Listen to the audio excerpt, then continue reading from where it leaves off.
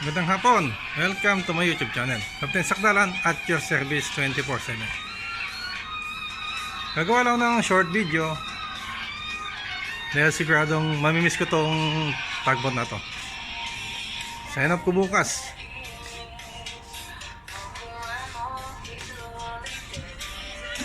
This tugboat na to yung masaya, magandang samahan, mabuting mga kasama. Kaya siguradong mamimiss ko yung sama namin dito.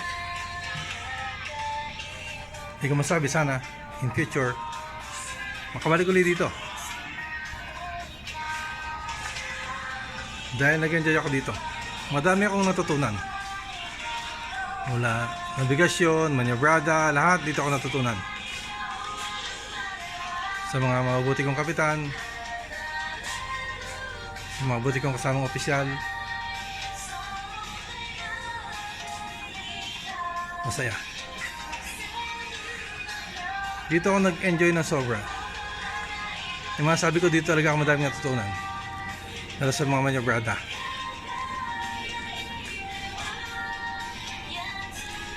Kaya mamimiss ko talaga itong tugboat na to. Wala magagawa, kailangan. Bukas sign off. Kaya may share ako sa inyo.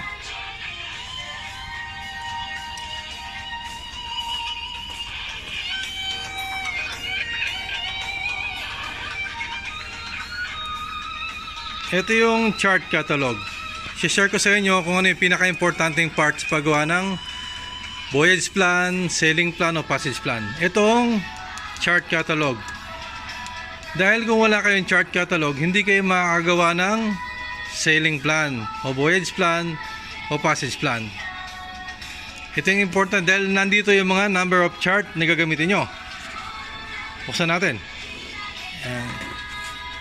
Introduction. Kaya sa mga kadete dyan, sa mga ratings, basahin nyo lang. Kung may luma kaya silang chart catalog, pwede nyo hikamin. Hikamin sa mga segundo. Yan. List of Admiralty Chart Index. Yan makita yung mga chart na gagamitin mo. Kaya sa mga biyahe namin mostly, dito sa Red Sea, dito sa Persian Gulf, dito sa Arabian Sea. H2, H1, H3. Yan yung ginagamit namin lagi na chart. Buksan natin.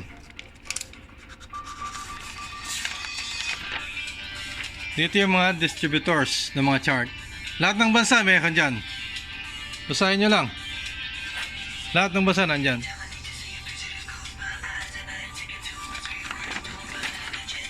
Yan. Yan yung mga chart agents. Philippines, hanapin natin. Meron yan, P. Ayun, P. Pakistan din. O naman, Philippines. Meron sa atin isa.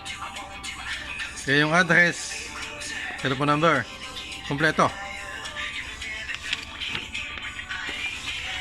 Chart services.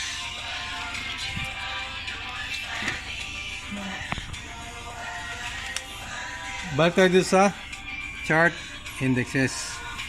Yung ginagamit namin itong H2, H1, H3. Punta natin.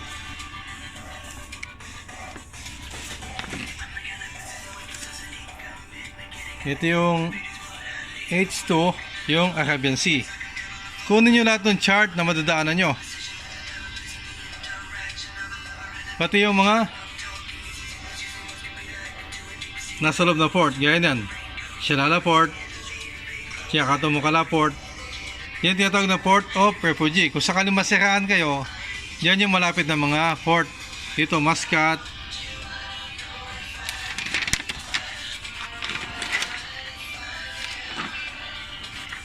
ito Red Sea.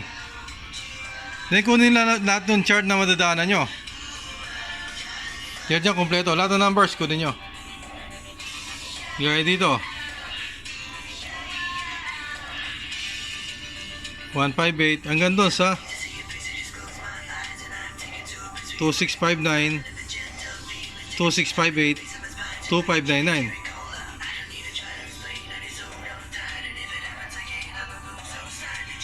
So sa north na Red Sea, Egypt, Gulf of Suez, Strait, Gulf of Aqaba. Oh! Ito yung Red Sea North part. Kaya kami mga biyahe kayo dyan, kunin nyo lang lahat ng chart, number, kumpletuhin nyo. Ito yung Red Sea Southern part. Yan. Diyan kami lagi bumibiyahe.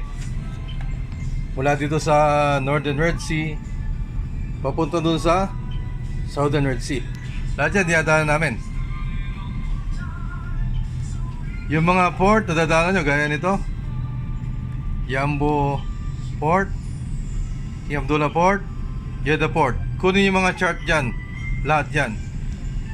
In case of emergency o masiraan kayo, gaya sa amin, lagi kami nagtotowing. Minsan 28 days, 24 days, 25 days na towing operation. Kailangan namin yan. Kasi kadalasan, di minasaan. Minsan, masama panahon. Kailangan nyo mag-drop anchor. Kaya nung minsan dito, nabutan kami ng masamang panahon. Nagbagsak kami sa banda dito, sa part ng Eritrea. Kasi kung wala kang chart, di ka makakapunta dyan. Ito yung buong Red Sea. Kaya kung dadaanan nyo yan, kunin nyo lahat mula sa northern hanggang southern. Ito yung sunod kadugtong nyan, tong Arabian Sea. Dahil papunta kami doon sa Persian Gulf sa H3. Pag nakadaan kayo dyan sa southern part of Red Sea, ito, andyan yung mga kadugtong na chart, kunin nyo lang. Tapos kaya sinabi ko, kasi dito sa may banda Somalia, high risk area to. Dito yung Muslim, may mga pirates. Hanggang dito yung nasasakupan niya. Kaya kailangan meron kayong port of refugee. Kunin nyo itong mga port, nearest port, gaya ng Port Salalah, Ismokala. Lahat ng port na madadaanan nyo, kunin yan. In case of bad weather, in case of emergency, may pirates attack, mayroon kayo pupuntahan. Gulf of Oman. Yan, dyan kami lagi dumadaan.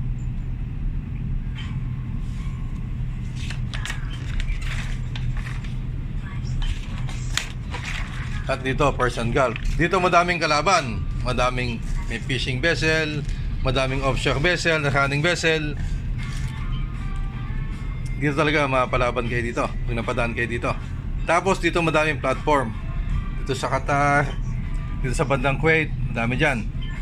Fishing boat, madami din. Kung saan sila nakapwesto. Kaya mag-iingat kayo pag nagna-navigation kayo dito sa may Persian Gulf. Dahil madaming kalaban dito, lalo mga nagtotowing, dami dyan. Towing, assisting. Kunin nyo lahat dito sa Hormuz Strait. Kunin nyo lahat ng chart na madadaanan nyo bago kayo gumawa ng passage plan, voyage plan, sailing plan. Yan. Hanggang dito yung biyahe namin sa boundary ng Kuwait at Saudi Arabia, sa Kabji.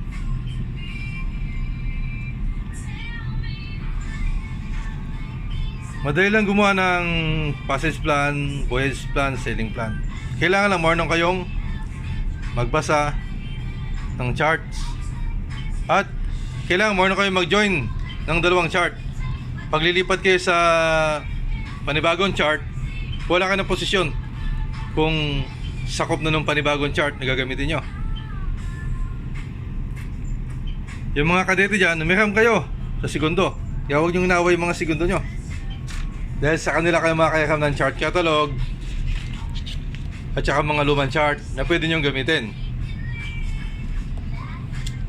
Sinasabi ko yung voyage plan, passage plan, sailing plan. Tatlo yon, iba-iba. Bakit? Kasi kada nasyon, hindi pare-parehas ng tawag. Hindi sila pare-parehas na pinapagawa.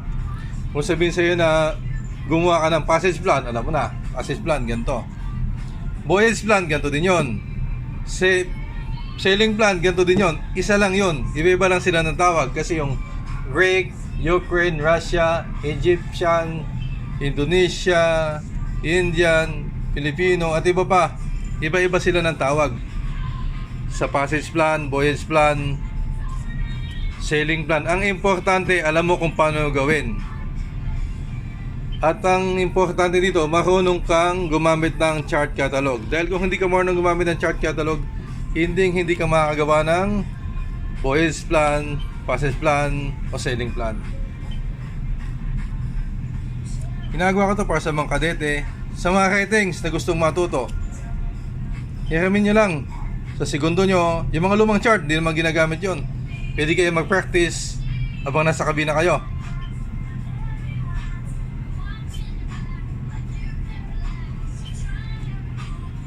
At lumalabas din sa exam to, ano yung importante sa paggawa ng passage plan, sailing plan, voyage plan. Ang sagot, chart catalog. Lalabas sa exam yan, chart catalog. Huwag niyong kalilimutan. Sa mga midshipman, nag-aaral, mag-aaral mabuti. Dahil alam natin lahat, gagawin natin, makasampalan tayo. Sa mga nagnanabigasyon, doble ingat. Sa mga sa deck works, doble ingat din. Huwag niyong kalimutan magsuot ng PPE, safety pairs. Sa mga estudyante, mag-aaral mabuti. Ang masabi ko lang, make your mom, dad happy and proud. Sa mga viewers, maraming salamat. Sa susunod ulit, God bless.